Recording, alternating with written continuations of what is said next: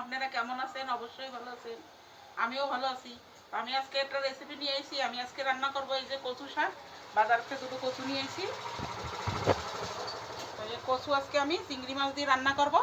তা কচু দুটো আগে আমি কেটে নিই, তারপরে দেখাবো।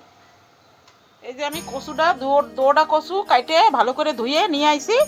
এখন আমি কচুটা সিদ্ধ বসাই দেবো। এই যে কচুটা সিদ্ধ বসাই দিছি আমি। এই কচুতে অল্প একটু লবণ দিয়ে দেবো, তো কচুটা জলদি সিদ্ধ হয়। কচুটাই 1 চামচ লবণ দিয়ে দেবো, কচুটা জলদি সিদ্ধ হয়ে যাবে। আমি ঢেকে দেবো। এই যে কচুটা ঢেকে দেবো, কচুটা একটু কমিয়ে গেলে তারপর এই যে থালায় কটা কচু রয়েছে কাটা, এই কচু কটা আবার এর ভিতরে দিয়ে দেবো। এই যে ঢেকে দিচ্ছি, এই যে ঢাকনটা খুলতেছি। এই দেখেন কচু আদা গলে গেছে, কত কমিয়ে গেছে। এখন আমি এই যে বাকি কচুগুলো এর ভিতরে দিয়ে দেবো। কচু কমিয়ে গেছে, এই কচুগুলো দিয়ে আবার ঢেকে দেবো। কচুগুলো সব এর ভিতর দিয়ে দেবো। আমি গোড়ার কচু দিয়েছি এর ভিতরে, গোড়ার কচু দিয়েও রান্না করলে ভালো লাগে, ওই জন্য আমি গোড়ার কচু দিয়ে দিচ্ছি এর ভিতরে। এই যে আমি ঢাকনটা খুলতেছি। এই যে আমার কচুটা একদম ভালো মতন সিদ্ধ হয়ে গেছে পুরো। দেখেন কত সুন্দর সিদ্ধ হয়েছে। এখন আমি কচুটা ঢেলে নেবো। এই যে আমি কচুটা এই চালনির ভিতর ঢেলে নেবো, নিচে একটু জলটা ঝরে যাবে।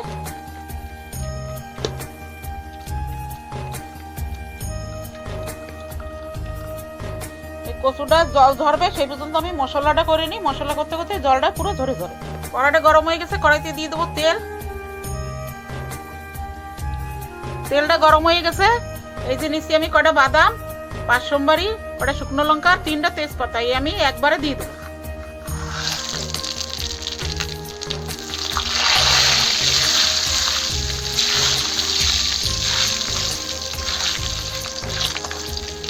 এই যে এই কটা আমার হয়ে গেছে ভাজা, বাদাম কটাও ভাজা হয়ে গেছে। এখন আমি দিয়ে দেবো আদা জিরা বাটা। এই যে আদা জিরা বাটা, 2 চামচ দিয়ে দেবো। এতে দিয়ে দেবো অল্প হলদি। হলদি দিয়ে দিচ্ছি। আদাটা ফেটবে না, মানে তো আদাটা তেলে দিলে খালি ফেটে, তেলটা ফেটে যায়। মানে এই আদা জিরা বাটাটা একটু ভেজে নেবো ভালো করে। এই যে আমার আদা জিরা বাটাটা ভাজা হয়ে গেছে। আমি দিয়ে দেবো এই যে কটা কাঁচা লঙ্কা কুচাই নিছি, 1 চামচ লাল মরিচ পাউডার, আর অল্প একটু হলুদ দেবো। স্বাদ অনুসারে দেবো লবণ, পয়লা লবণ দিছি সিদ্ধ করার সময়।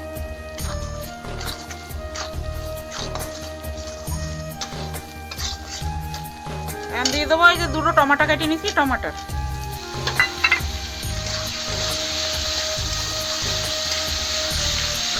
টমাটারটা ভালো করে কষাই নেবো।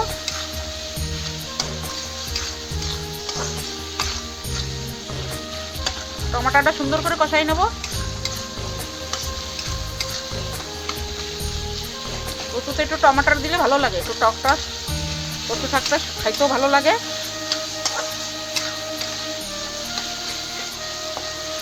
এই যে আমার টমাটারটাও ভালো করে গলে গেছে, মশলাটাও ভালো কষানো হয়ে গেছে।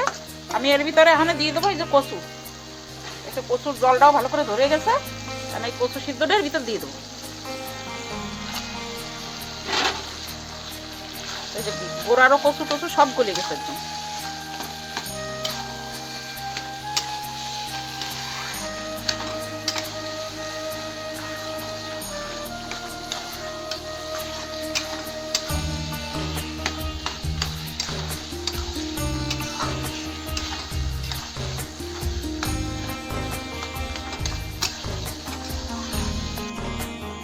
চিংড়ি মাছ আমি ভালো করে সাফ করে ধুয়ে টুয়ে নিয়ে আসি। এই চিংড়ি মাছ আমি কচুর শাকে দেবো।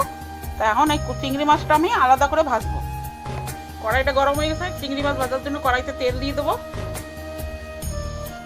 তেলটা গরম হয়ে গেছে, তেলে দিয়ে দেবো অল্প একটু লবণ আর একটু হলদি। আর এখন এই চিংড়ি মাছ কটাই তেলে দিয়ে দেবো।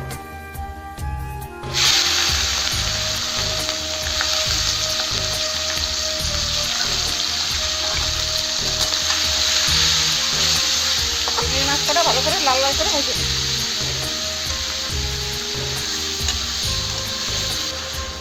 চিংড়ি মাছ কটা বেশি কড়ক ভাজবো না, কড়ক ভাজলে আবার ভালো লাগে না খাইতে। শক্ত শক্ত হয়ে যায়, তাই জন্য মিডিয়াম করে ভাজবো। তারপরে এর ভিতরে কচু শাক দিয়ে দেবো। এই যে আমার কচুটা প্রায় হয়ে গেছে। এখন আমি ওই কচুর জন্য চিংড়ি মাছ, এই চিংড়ি মাছ ভাজছি, ওই চিংড়ি মাছের মধ্যে এর আদা কচু ওই চিংড়ি মাছে দিয়ে দেবো। আর আদা নিরামিষ থাকবে, আমার মেয়ে আবার মাছ টাছ খায় না, তো ওর জন্য আবার নিরামিষ রাখবো। এই জন্য আমি চিংড়ি মাছটা আগে ভাজি নাই, এখন ভাজছি। এই যে চিংড়ি মাছটা ভাজা হয়ে গেছে, এর চেয়ে বেশি ভাজবো না। আর এর ভিতরে ওই কচু শাক দিয়ে দেবো। এই যে আমি এর ভিতরে আমি কচু শাক দিয়ে দেবো।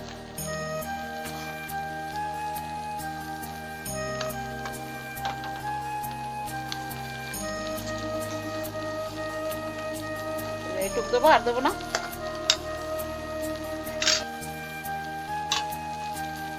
আর এই চিংড়ি মাছের সাথে আর একটু ভাজবো কচু শাকটা, আর একটু রান্না করবো এই চিংড়ি মাছের সাথে। কচু শাকটা আজকে যা খাইতে লাগবে না, গরম গরম ভাত আর এই কচু চিংড়ি মাছ দিয়ে। কচু শাকের স্বাদ, চিংড়ি মাছের স্বাদ, দৌড় একসাথ হয়েছে, সে খাইতে জমে যাবে একদম গরম ভাত।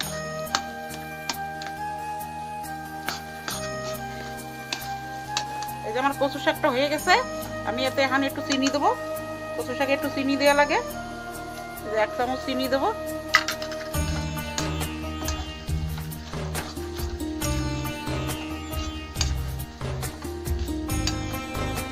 চিনি দিয়ে ভালো করে মিলাই নিছি। এই যে এই নিরামিষটা হয়ে গেছে আমার কচু শাক, এর ভিতরে একটু চিনি দিয়ে দেবো। এর ভিতরে চিনি দিয়ে মিলাই দেবো। দুটো কচু শাক আমার একসাথে হয়ে গেছে। আমি আজকে একসাথে দুটো কচু শাক রাঁধছি।